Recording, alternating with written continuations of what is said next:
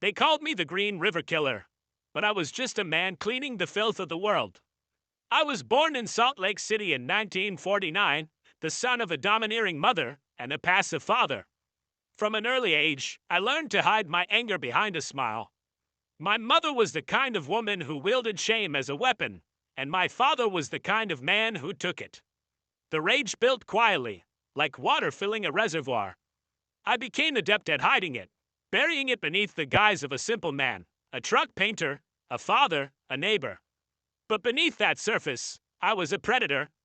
In 1982, I began my work along the Green River in Washington state. Prostitutes and runaways, they were the easiest targets women's society wouldn't miss.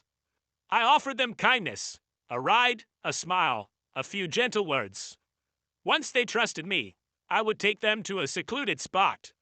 It was quick, efficient. My hands around their necks until their struggles stopped.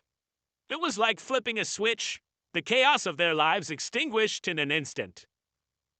I left them near the river, a fitting resting place, I thought. The water would carry away their sins. Or maybe it was mine I was trying to wash away.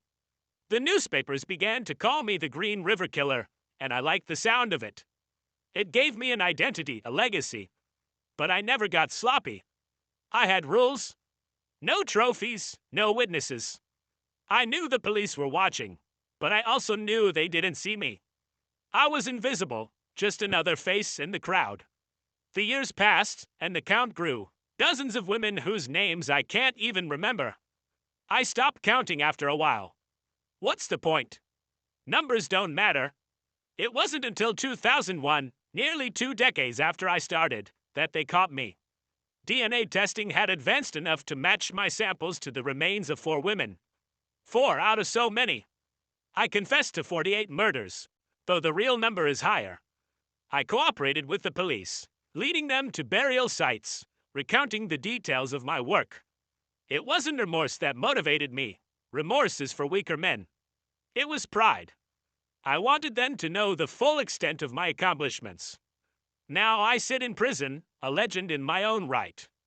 The Green River Killer, the man who cleaned the streets, who rid the world of what it didn't want. I am Gary Ridgway. And while you judge me, ask yourself, how often did you look the other way?